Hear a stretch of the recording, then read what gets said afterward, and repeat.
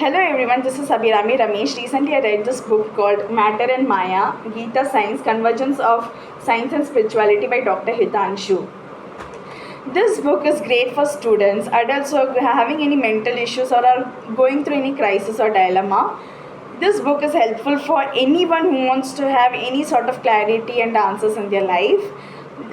When I read this book, the message which I got from is that the concepts of quantum physics and the lessons and values which we learn from Bhagavad Gita, they are mirror images of each other.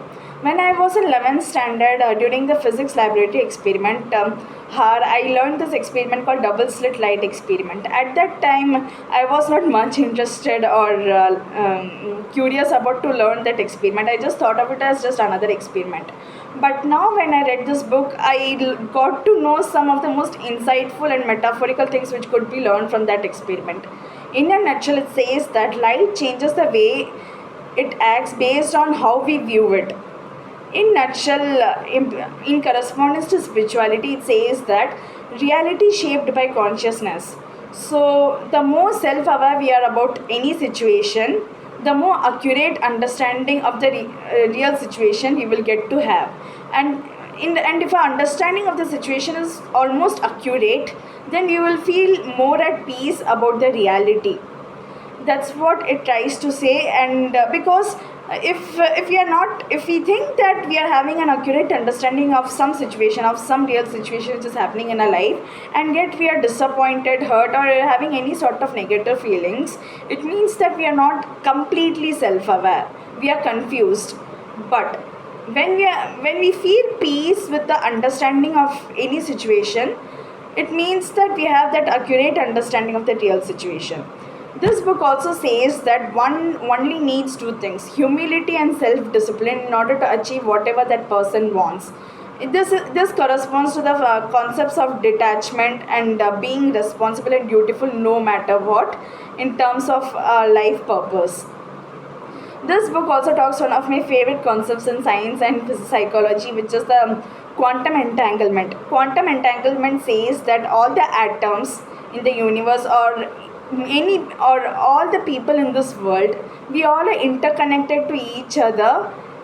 Even if we have any differences, even if we are far apart, even if we don't know each other, we all are connected. And it's the collective consciousness that brings all of us together and brings harmony and balances the entropy in this world. So quantum entanglement actually talks about humanity in a way. If you don't feel connected with any person, we might have some sort of conflicts with them. But if we actually try to connect with the person, our relationship improves. We think that we are actually different from that person, but it's not. We are actually one and the same. We all have some versions of us in other people that we can see. That's what connects us. And if we are having difference with that person, it's because it reflects some part of us which we ourselves have not accepted it.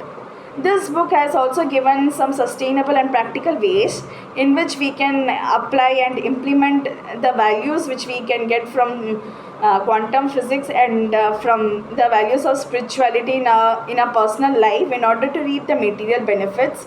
And apart from that, this book also talks about the concepts of high vibrations and low vibrations. High vibrations are good vibes basically. So if someone has good vibes, it means they have high vibrations, because they're more likely to be loving, caring, joyful, and compassionate. And it also says that if someone is angry, sad, jealous, or having resentment, we have to steer clear away from them, because they are operating on low frequency and bad vibe, and they are exhibiting bad vibes.